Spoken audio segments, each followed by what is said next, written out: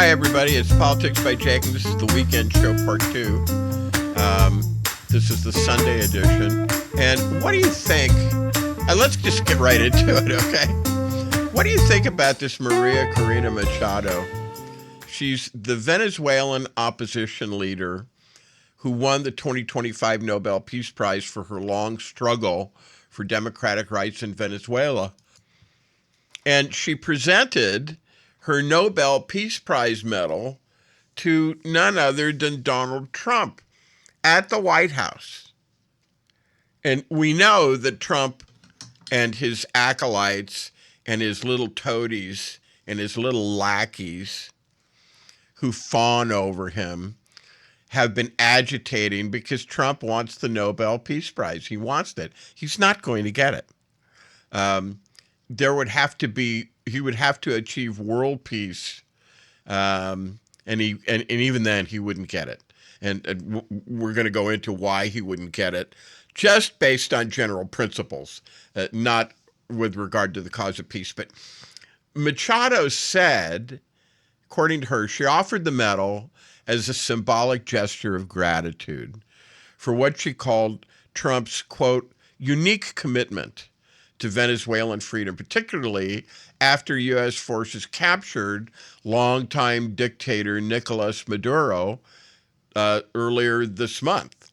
And the Nobel Committee quickly stepped in and clarified that the Peace Prize itself, the official honor, remains tied to Machado, and she can give it to a second-hand store if she wants. It can't be transferred. It can't be shared, even if the physical medal changes hands. Like I said, she could go to a pawn shop if she wanted. Trump is not thereby officially a Nobel Peace Prize laureate. And reactions, were mixed, as you might expect, with so many of the people duped by this con man, this grifter. Norwegian politicians called the gift absurd, saying it undermines the prestige of the award. I agree. While Trump embraced the gesture publicly and posted about it on social media. So, what do you think of this spectacle? This is just a spectacle. Is this not a perfect expression of the hypocrisy and the moral and ethical bankruptcy and rot that exists with someone who values style and sight and visual over substance, symbols over reality? The whole idea of the meeting was to show who really holds power in Venezuela. It's all propaganda, and you should treat it as such. And what does Machado do but tender over one of the most sacred temporal objects in this world, in recent memory, recent vintage, namely Nobel Peace Prize, to such a buffoon and to such a doofus who, as I've said, is under control. He himself is controlled not only by others, but by the most basic instincts. He does not understand government. He thinks that people are suckers and marks. You who are listening to this show, he thinks that of you. He thinks you're there to be taken. And this is the man that Machado tendered the Nobel Peace Prize to. Now, perspective is necessary, okay?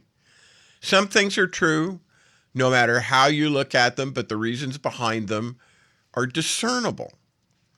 Not always what you think. So Trump is a bully. He rules by chaos. He is creating chaos in the country right now. If you've ever been with a mentally ill person, it's all chaos all the time, because that's an expression, an outer manifestation of their mind. And they inflict it upon you and others, and he's inflicting it upon the nation. And he's absolutely, positively unfit for public office. He thinks everything's a business deal. And he is a cutthroat businessman. And if you don't stand up for him, if you don't stand up to him, he'll keep bullying you, because that's what he is. That's what he knows. That's what he believes in. People who are all afraid of him And unfortunately, too many there are at that, because he holds their privilege. He holds their office, their entitlement, their money, their future. He holds it all in his hands. So you can't count on them. They won't tell you these things outright. They will always backpedal and choose their words very carefully. But this is what he is. This is the essence of what he is. And as I've recommended before, listen to his niece, Mary Trump, board-certified psychologist. Listen to Bandy Lee, board-certified psychiatrist. Listen to a veritable plethora of mental health professionals, all of whom have said the same things. Take it to the bank. This is what he is. And he's convinced, amazingly, certainly with the help of acolytes, office seekers, lackeys, stooges, what have you, riffraff, degenerates. He's convinced about half of the country, and this is the thing that really gets me. He's convinced about half of the country that he, a billionaire, and he's the representative of other oligarchs behind him. That's what he is. He's an oligarch. We're going to make that distinction later on in the show. He, a billionaire, somehow, he has the same interests that they have in East Armpit, Montana, or South Podunk, North Carolina. And through the Jungian concept, because, again, this is what it is. Carl Jung, Jungian concept of the collective psychosis, where you have a wounded leader, wounded followers, and there are many in this country who are wounded. Because, their lives are not working out. And I get it. And I'm with you, and I'm sorry. They believe, they've been persuaded that he can help them. And in many cases, they've given up hoping for their lives, but they live vicariously through this wounded leader. But I'm telling you, this is the last thing on his mind, to help you. He thinks you're all suckers. He looks upon you as a mark. And a mark is someone who can be taken, and you have been taken. But it's not too late. Listen to Politics by Jake. Listen to my colleagues who, like me, are getting out this message. Repent of your political misdoings. A little levity there, a little graveyard humor. And vote this person out of office in 2026. You say he's not up for election until 2028? Well, he can't run again. But what I mean, vote him out of power. Take the Senate away from him. Take the House away from him so that he can be impeached. And let me say, you don't need to expect, and honestly, but what he will do everything and anything in order to hold on to power, because he knows. He knows that if the Democrats take power in the House and in the Senate in 2026, in November, in 2027, he will be impeached again. And he knows, because he knows he's done it. And he acts tough, but he's afraid of that. And he'll do anything. Listen to me. He'll do anything to stop it. And it absolutely, positively is my belief that this includes the 2026 election. Don't worry about 2028. 2028, as far as that's concerned, may never come. We have midterm elections in which the Senate can be taken back, in which the House can be taken back in 2026. He knows that. And he knows what he's done. I gave you the clip on the show last week where he said, the midterms, it was like the first thing he said. And yeah, you can say, oh, well, Jake, you just took the clip and you cut it, so it was the first thing he said. No, actually, it was the first thing he said. You got to win the midterms, because if you don't, they're going to impeach me. He knows he's done wrong. He knows what he's done. And he's afraid of impeachment. If he wasn't afraid of impeachment, he wouldn't say that. And I should probably get the clip out again. I don't think I'm going to do it this show, but because we got too much stuff. But so anyway, okay, all right. He's afraid of that. He'll do anything to stop it. And don't you think that he'll try? He's doing it now. People are afraid in Minnesota, for example, to leave their homes because they're afraid they'll be picked up by ICE Gestapo. Because, hey, they're killing white women now. And not young white women, middle-aged white women. So, okay. And it is 2026, the first month of the year. Welcome to the show, all of you. And welcome to the fight. All right. Now, I want to say a word about domestic terrorism and the canard. And canard is the French word. It means duck. Yeah, I know. It means duck. And you're saying, Jake, how do you get domestic terrorism and canard? Where do you get that? Well, don't get me started on the French, okay? You got to understand the French. The French think that Jerry Lewis is a comic genius. So I don't know why they're calling, when actually it's the Three Stooges who are the comic geniuses. But I don't know why they're calling it canard. Was supposed to mean something phony. The idea is it's supposed to mean something phony to them in their lore and in their fables. It's supposed to mean something spurious. It's supposed to mean something that's not really true. But what they do is they call it a canard. Canard in French means a duck. Now, where did this come from? Well, it is true that canard means a duck. That's it. That's the French word for duck, canard. But what it really means is a lie. It's a French idiom. It's based on a story about a duck that ate 19 other ducks, and it's kind of stupid, but it's something that's obviously absurd, that's something that spreads anyway. People believe a sensational story, obviously false, but is still swallowed whole. So the whole idea of domestic terrorism is that I'm calling out here at Politics by Jake, I'm calling it a canard, because it is a canard, and I'll tell you why. After these messages, we'll be back. And this is Politics by Jake. And once again, welcome to 2026, and welcome to the show, and welcome to the fight. And now here's a word from one of our sponsors, Twain Consulting.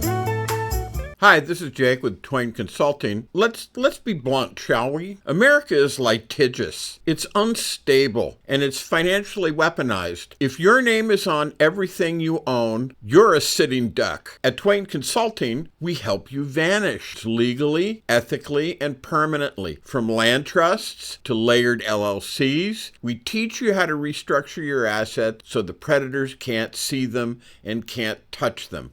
This isn't a loophole. It's a strategy that the wealthy have used for decades. Isn't it time you got the same protection? Call Twain Consulting at 805-380-5699 or visit us online. Protect what's yours before someone else claims it. And now let's get back to Jake and Politics by Jake.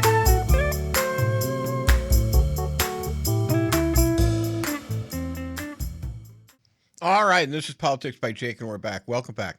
All right, so we were talking about the French word for duck, which is canard, and how it has come to mean, even in English, something phony, something that's a lie.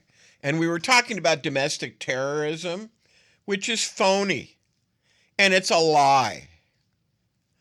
They try to turn petitioning the government for grievances and freedom of expression, the right to assemble, into domestic terrorism. It's a lie. Politics by Jake, we talk about political education, so we talk about these things. So, it's the French idiom. As I said, it's based on a story. It's a French story.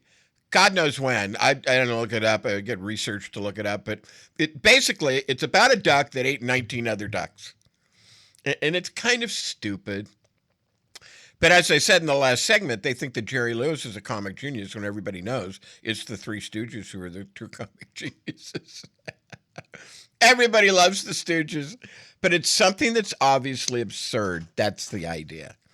Something that spreads anyway, that people believe a sensational story that is obviously false, but it's still swallowed whole, okay? So the whole idea of domestic terrorism is that. And I'm calling it out here at Politics by Jake. I'm calling it a canard. And they say, when in the crowd, they say they're agitators and provocateurs in the crowd, and they try to say it's not a true demonstration. You know why they say it? Because they themselves do that.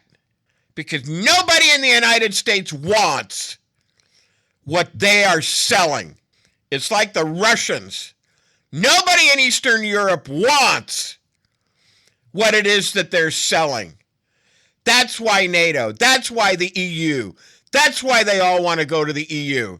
Because Russia is a nation of slaves. Just like it's attributed to Jean-Jacques Rousseau, supposedly said that. I've heard some things that, oh no, he didn't say that. It's attributed to him. So for now, we'll leave it at that. It's being leveled, these accusations of domestic terrorism, at people for convenience. The credulous, the stupid, the politically inept, those who can be talked into anything, like Mikey in the Life cereal commercials of the 60s and 70s and 80s, I think, who would eat anything. And it's done in order to vilify them. It's not based on evidence. It's not even based on true constitutional law. When Kristi Noem, and it's actually spelled Noem, but really I should say gnome, like, a gnome, a kind of a reprehensible, stunted, short little creature, Kristi Noem, Gnome. Okay, right. Got it. And her ICE Gestapo hurled this accusation at someone. Well, the last one they did in Minnesota, the criminal had no criminal record to speak of, maybe, a traffic ticket, but this is not. This is not like malum in se, where like murder, that's a crime. That's a malum in se. Malum in se is Latin. It means it is an evil in and of itself. A self-effacing evil. A traffic ticket, that's called malum prohibitum. That means just something that the government says that you can't do. That's just, it's an infraction. They labeled her a domestic terrorist because it was convenient for them to do so. To justify the blatant act of their officer in essentially it's either going to be a cold-blooded murder or a hot-blooded murder. It's either going to be first degree or second degree, in other words, of this person. That's what domestic terrorism has come to mean. It has come to mean in the hands of this illegitimate administration, the hurling of accusations against a person who doesn't deserve it in order that they can justify that. And as when I say this, I mean ICE Gestapo.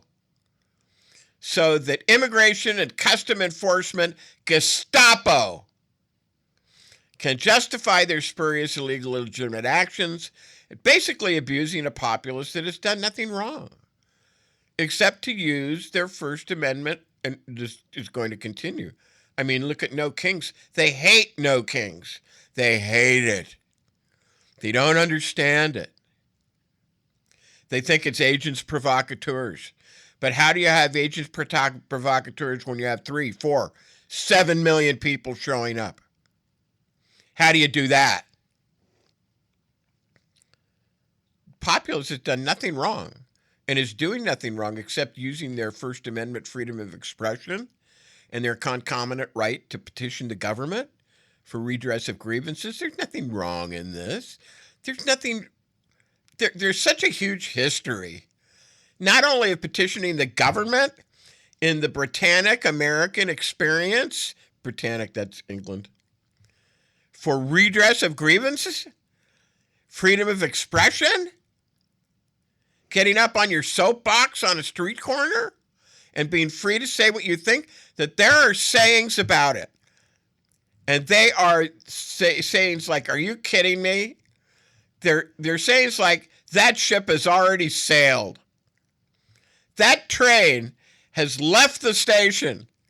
That horse has left the barn, etc. The sheep have left the pen. These are all cute little expressions, that describe the fact that you're not even close. if you're looking at this and saying it's domestic terrorism, you don't have a case. You're talking about or addressing something from which there is such a basis and such a wealth and long-standing experience that you've got to question the motivation of anybody who actually does it. And this is why I call it, and others call it too. And the French, even the French who love Jerry Lewis and think he's a comic genius, call it a canard. That's where it comes from. It's something that's spurious. It's something that's fraudulent. It's something that's false. It's a phony baloney story that only the incredibly credulous, gullible, easily led would believe. But of course, that's where we are with this administration. And why is this possible? You might ask. Why is it possible that this, definitely illegitimate administration, who's proven their illegitimacy by various acts, including essentially the sickening one of a modern Gestapo, instead the other ICE Gestapo, sicking them, letting them loose. There's 3,000 more coming to Minnesota. They're probably there now. Sicking a modern Gestapo, in other words, the ICE Gestapo, ICE stands for Immigration Customs Enforcement, upon a populace, and this is particularly obnoxious, by the way, because they're unaware, they're aware of the necessity for the populace to assemble peaceably. They know that. They're using propaganda to say it's something that it's not, and to demonstrate and to use their freedom of expression. These are your rights under the Constitution. You do have the right to assemble. You are free to do that. You are free to petition the government for redress of grievances. You are allowed freedom of expression, and they know that if they can agitate enough and commit enough abominations, and that if the populace, using their natural tendency and their offense, their sense of offense, and their sense of violation of the Constitution, they know this. That's why they're doing it. They can point the finger if someone happens to get out of hand at the particular demonstration that's going on and say, well, they're terrorists.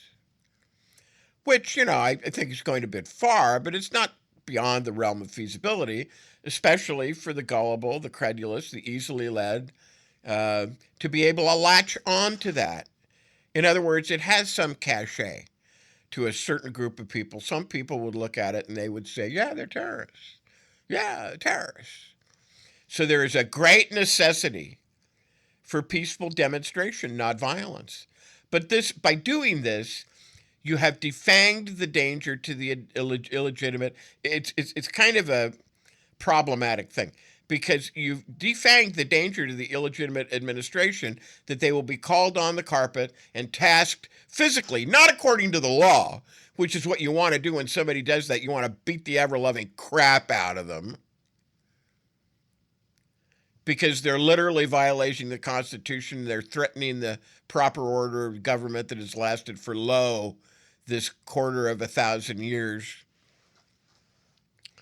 And you want to show them that there will be a physical price to pay for their depredations on society. And the people who do these things, they know this. And they know that they have a free hand, therefore, that they can be as obnoxious and as obscene and as vile and as abusive as they want to be. And that all that will happen, as far as they're concerned, is that people will stand around blowing whistles, yelling shame, which it certainly is. These are shameful.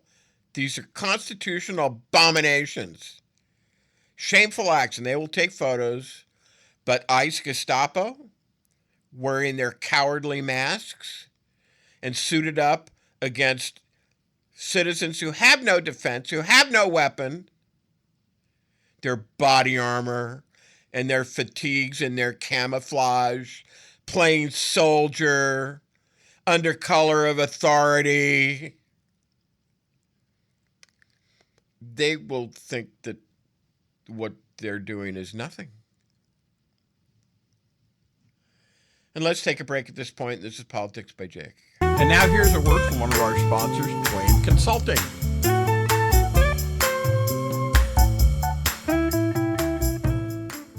Hi, this is Jake with Twain Consulting. Imagine, if you will, having the power to disappear from the prying eyes of creditors, identity thieves, nosy strangers, all while protecting what you've worked so hard to build. That's what virtual invisibility offers. It's not magic. It's smart legal and business strategy to shield your assets and privacy so you can live free, confident, and in control. Most people think that asset protection is only for the ultra-wealthy, but it's for anyone who wants peace of mind and financial security, including you.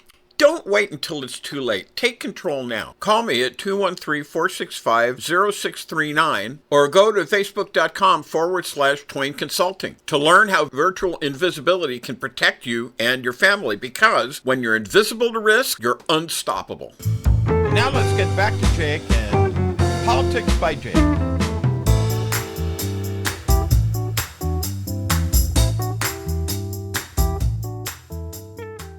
And hello, this is Politics by Jake. Welcome all you new listeners. Welcome the old listeners too, to the weekend show, the second of the two weekend shows. The first is Saturday at 12 noon and the second is at 1 p.m. on Sunday. And so here we are. And of course, if you want to listen to us on youtube.com/@politicsbyjake, you can listen anytime, and you can go to kcaaradio.com, and you can also listen anytime as well.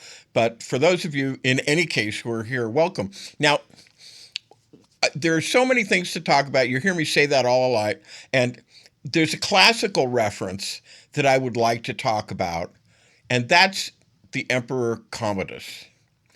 Now, Commodus is actually fairly well known in the United States, thanks to a very interesting movie, Gladiator, of 25 years ago or so, with Russell Crowe, and Joaquin Phoenix plays the role of the evil Emperor Commodus.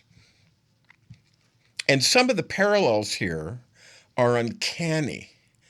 And the reason why I'm bringing this up is because the parallel I am referring to is Donald Trump to Commodus.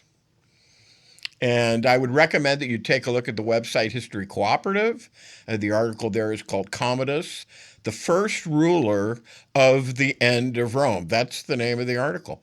And I've been thinking about this, honestly, for a long time before I've gotten to this point in front of you in the microphone. And I'll tell you, I've been thinking about including Nero, and I've thought about Caligula, but Commodus is different. Commodus is where indulgence becomes policy and the system itself begins to rot. So that's what I want to focus on. In other words, the thesis is that the very slow and very long decline of the Roman Empire can be dated to these years, 180 AD to 192 AD, which is the transition from Marcus Aurelius, the Stoic emperor, to his depraved and deranged son, Commodus. Again, that's Joaquin Phoenix in the movie. The high point of the empire was under Marcus Aurelius, although some would say somewhat earlier, but this was the Antonine dynasty.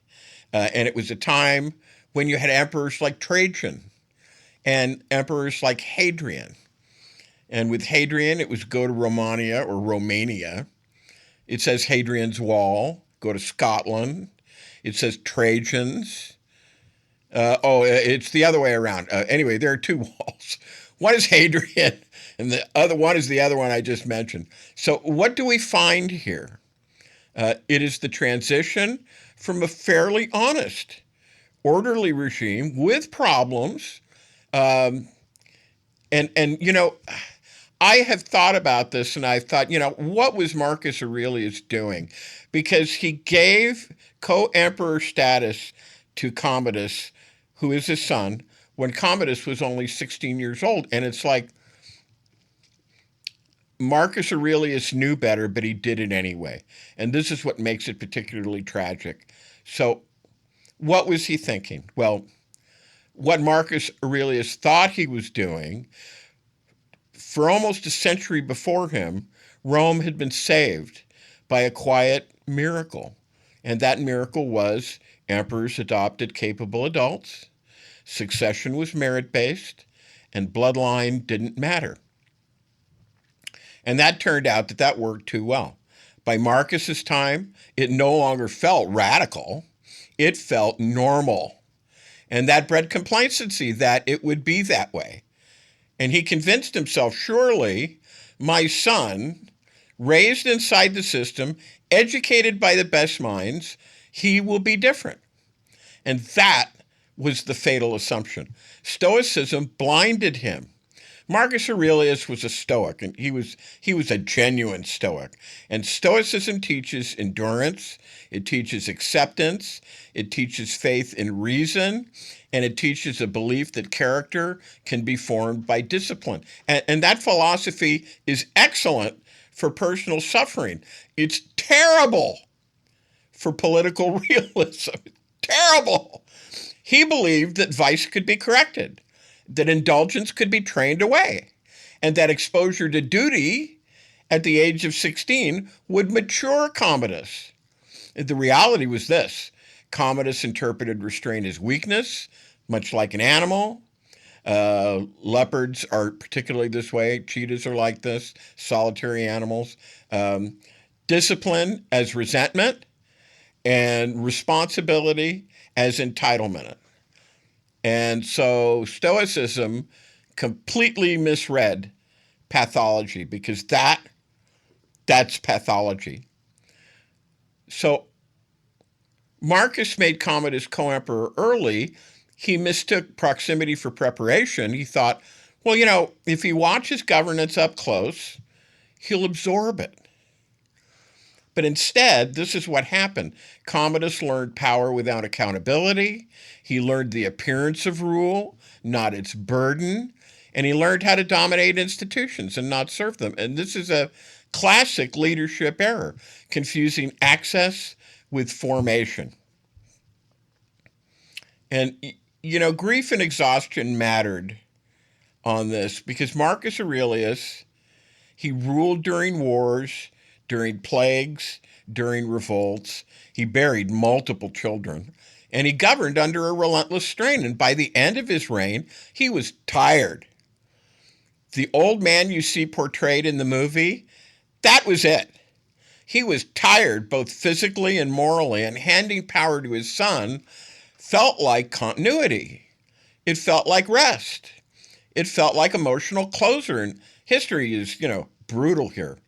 The moment he wanted peace for himself, he doomed Rome, for better or worse, whether he desired it or not, and I don't think he desired it, but he doomed Rome to chaos. And he feared civil war more than bad rule. This is crucial. Marcus knew passing over Commodus could provoke rebellion. Factions would rally around the legitimate heir. The army might fracture. So he chose stability over quality. And that choice haunts every republic at its breaking point. The bitter irony is this: Marcus Aurelius spent his life writing about impermanence, humility, duty to the common good, and yet his final act elevated ego over institution, blood over merit, hope over evidence. It wasn't ignorance, it was faith. It was misplaced faith. So there's a story here with Marcus Aurelius in the lead up to Commodus. This isn't about madness, although Commodus was deranged. It's about good people. Marcus Aurelius was a good person making catastrophic concessions. It's about institutions yielding to convenience, and it's about leaders choosing peace now over survival later. And that's why Commodus is such a powerful mirror for what we're talking about today, and why I'm taking a moment or a show to talk about him, even in spite of the many other things. And I've got material stacked up to the side here prepared to talk about. But I feel like it's important to do this because Commodus is such a powerful mirror. Marcus Aurelius didn't fail to see the danger. He chose not to confront it fully. And that, more than anything, that's the warning. So, Stoicism, obviously in this case, not a good world outlook. And so from this great man, Marcus Aurelius, to a guy, what can we call him? We can call him deranged. We can call him regressive, chaotic. Deranged, sound familiar? So, Commodus. Now, at this point, we'll get into his legitimacy and the ideas behind that. But I think at this point, I'm going to take a break. And this is Politics by Jake, and we will be right back after these messages. And now here's a word from one of our sponsors, Twain Consulting. Hi, this is Jake with Twain Consulting. If you think owning things in your own name keeps you in control, think again. In today's world, lawsuits, taxes, and predators are everywhere. That's why the smart money hides in plain sight. We help you to build legal firewalls, LLCs, land trusts, private contracts that protect your assets while keeping you invisible. Call Twain Consulting today at 310-997-2204. Find us on Facebook at Twain Consulting. That's facebook.com/Twain Consulting. Protect what you've built before someone else takes it. And now let's get back to Jake and Politics by Jake. And now here's a word from one of our sponsors, Twain Consulting.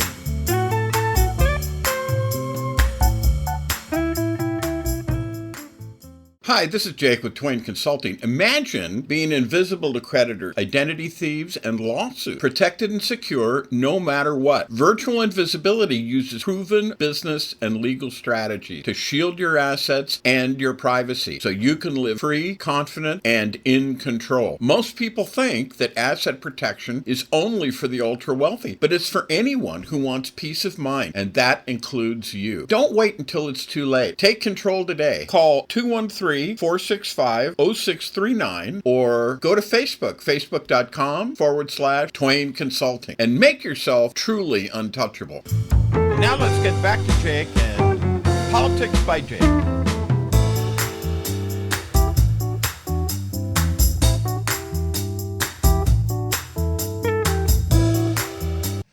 All right, and thank you, Twain Consulting. This is Politics by Jake, and we're back. Now, Commodus, really, he's an illegitimate emperor, and you've heard me before on this show make the case for the illegitimacy of the present administration. So once again, in its own way, this lines right up with that. And it's apparently not the case, by the way, for all of you who are familiar with the lore of the movie, that he killed his father, Marcus Aurelius, which is, that's what the movie depicts. Commodus is there. You see, the Antonines had always felt free to choose a successor who was not their own son, not their own child, but rather somebody they thought was based on meritocracy, more likely to serve the empire well. And it's with Marcus Aurelius. He departs from that custom. And already during the middle to the end of his career, he brings on Commodus as a co-ruler. And this is the beginning of a tendency, and it's going to get further under Diocletian, where you have two Augusti, which is a title, Augustus is a title, and two Caesars, the two Caesares, and the two Augusti. And that's going to be okay. And they did this because the empire just got so big. And that's going to be okay for administration for a while until they begin to fight, which is, the obvious problem. So Commodus hates the Roman Senate. There are, of course, representatives of the patrician or equestrian families, but he regards simply as a nest of plots against him. So what does he do? Well, several things. He forces them to change the name of Rome and of the Senate to his own name. Imagine this. This is more than changing to say the Gulf of Mexico is no longer the Gulf of Mexico. It's really the Gulf of America. In the case of Commodus, he says to the Senate, I am a god. I am the new Hercules, or if you prefer, Heraclius. Hercules, of course, the famous Greek hero in the myths, going way back. And the idea there was he's the only mortal human, the only mortal man, this is Hercules I'm referring to, who was elevated to the level of a god. He's the only god that makes it from the earth to Mount Olympus or thereabouts, whatever. Ever. He's the only one. And he forces, getting back to Commodus, he forces the Senate to say, yeah, you are that. And he comes up with these names for himself. Ex Superatorius. Ex Superatorius is his title. And it's an epithet. It's sometimes applied to Jupiter, right? The saying that the Romans had about Jupiter was Jupiter best and greatest, the king of the gods. And of course, Heracles refers to this. He's got this identification with Hercules. He's a real tough guy, And he also wants to appear as the sun god. That would be Sol Invictus, Mithra, or just Sol, the sun, the cult of the invisible sun, sometimes known as Mithras, Mithra, way out in the east, the more decadent part, certainly, of the empire. Commodus changes the names of all the months in the calendar. He departs from the Julian calendar, which had been brought in by Julius Caesar, and he says, look, there are 12 months, and he's going to name each month according to some variation of his own name, or the Roman legions he wanted to favor, and the fleets of the Roman Empire. And he said to the Senate, guess what, Senate? You are no longer the Senatus. SPQR, which stands for Senatus Populusque Romanus, which means the Senate and the Roman people. But no, now you are the Commodian. You are Senatus Commodius Fortunatus. He puts this. He plasters his own name on the Roman Senate. Then there was a statue, a colossal statue, near the Colosseum with the head of Nero, one of his predecessors, right? 100 more years before, 120, 130 years before. So he takes a look at that and he says that this is no good. Take the head of Nero off, put on my head. That is the head of Commodus. Get that on there. Make this look more like Hercules with a club in his hand. And the Nemean lion lying dead at his feet. That's one of the tasks of Hercules. Go read the myths. So he says, I really am the new Hercules. And I'm a god. And the public line of all this was a golden age. Now, it turns out, according to my classical sources here, according to this very interesting article, a number of emperors had already proclaimed that with them the Golden Age was back, the return of the Golden Age is back. And that includes Commodus. And he says, look, guys, this is the Golden Age we're living in. Nero was one of them, by the way. So he actually changes the name of the Roman Empire. And he says it's no longer going to be called the Roman Empire. It's going to be called, at least maybe it's the city of Rome, or call it the city of Rome, no longer Roma, but Colonia Commodiana. Colonia Commodiana, the colony of Commodus, is now the capital of the Roman Empire. So it's the Commodian Empire. Colonia Lucia Aurelia Nova Commodiana. And he's giving himself new titles. Amazonius, Ex Superatorius, Heraclius. He always portrays himself. Loves gold, by the way. Nero did too. In this case, it's gold in his clothing, clothes embroidered with real golden thread. And this scholar writes here, modeling himself as an absolute ruler of all he surveyed. Now, of course, it didn't last. 12 years, that was it. Like 180 to 192. This was not good government, and it led to a backlash. And sure enough, soon he had been sent to his reward, but then they come. The phase of all these names are then canceled. And as we told you what this was before, it is called damnatio memoriae. And it means that any inscription that mentions Commodus is chiseled away. Statues are returned to their previous state. In other words, the memory of the Emperor Commodus is expunged wherever it's found, and it's done very brutally. And very soon now, we have this period of, after this horrible thing, we have the year of the 5 emperors. Or some say 6. And then we have Septimius Severus. And Septimius Severus, you've got the return of the persecution of the Christians in grand scale. So by now we're up to 200. And of course, Rome fell maybe more than twice, but certainly fell twice. And it's about from 220, 230, all the way up to 285. So 50 or 60 years. And it's absolute chaos in the Roman Empire. Septimius Severus gets to rule for 18 years, and during this time he tries to rehabilitate Commodus. That is, after the fact of him being already dead and gone. Because Septimius Severus is the same kind of depraved character that Commodus had also been. So when you put what can we say, these issues, if you can focus on that within the framework of Roman history, then that, I think, puts it into a perspective. It allows, ironically, you to see much more clearly if you've got that. And this is an important principle, and you've got a classical reference on this, by the way. Remember that Machiavelli, his theory of history, and Toynbee says the same thing.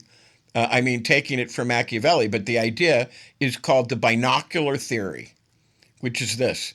One part of your pair of binoculars, one part of the field glass is pointed at the past, and in particular, Roman history, and the other one is pointed at the events of the current day. So to use the binocular history, the binocular theory of history, you can point it at different Roman emperors and learn things about what's happening today and indeed what likely events may possibly occur. And therefore, that becomes extremely interesting. And Toynbee says it pretty much the same way. And indeed, the Chinese sage Confucius says, if you have studied the ancient Chinese classics, and if you somehow keep abreast of current events in your own time, you may possibly be of some value as a teacher. And I think that's sort of the idea. So again, Rome did not fall overnight, but many historians date the beginning of Rome's long decline to this transition, and not because Commodus lacked power, but because he lacked fitness.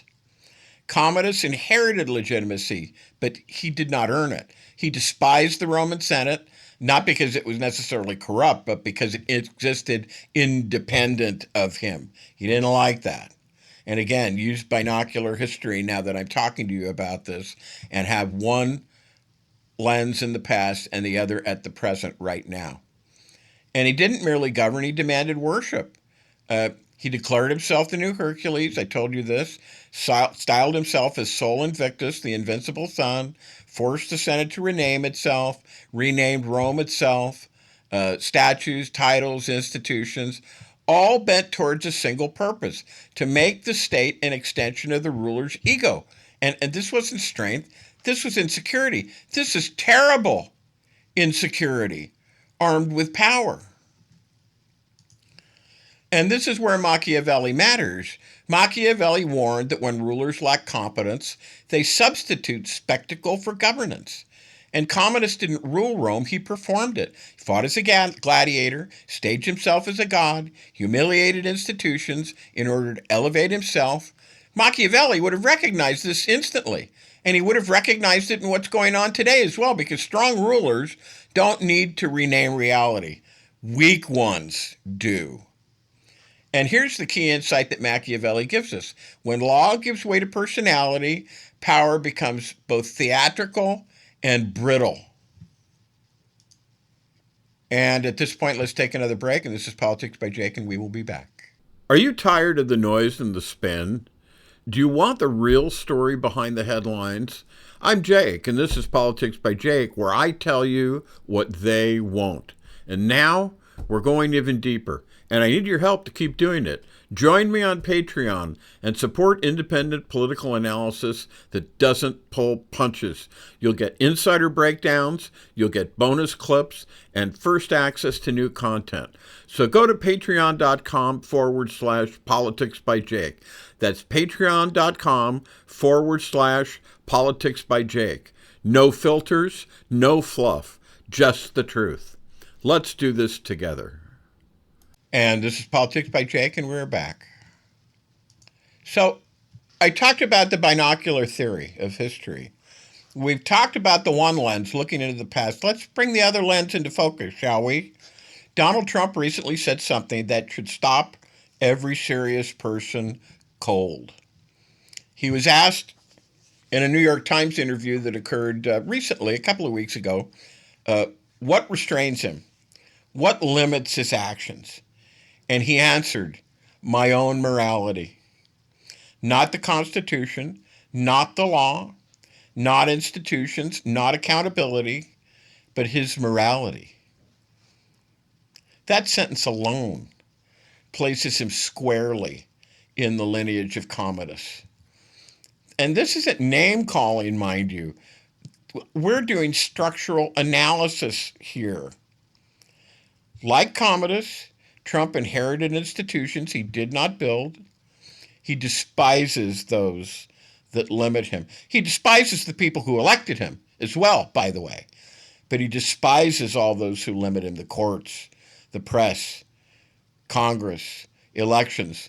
He renames reality, truth, loyalty, patriotism, enemies, and he declares a golden age while hollowing out governance.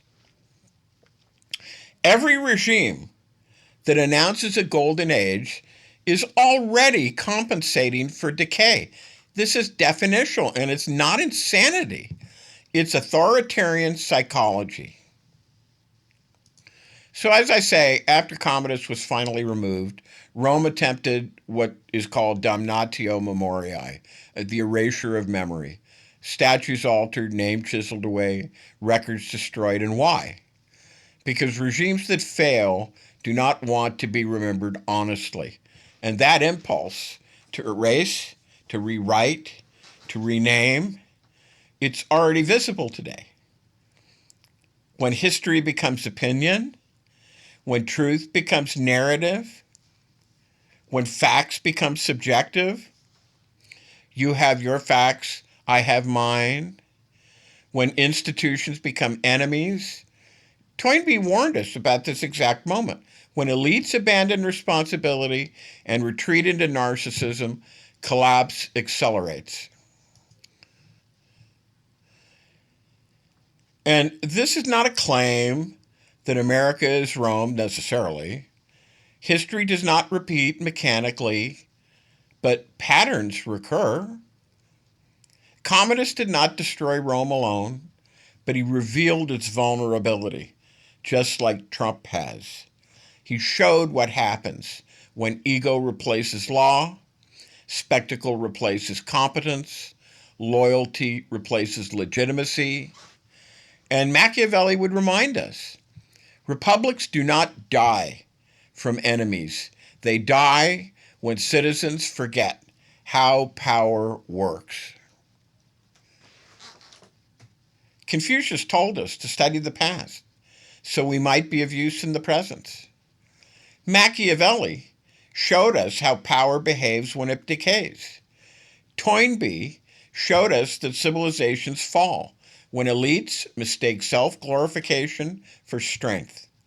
And Commodus shows it what it looks like when the state becomes a mirror for one man's ego. This is not ancient history. This is a warning. And the danger is not that people don't know enough. The danger is that they forget. Because oligarchy can survive anger. It can survive chaos. It can even survive failure. But what it can't survive is recognition, because they panic when you do recognize.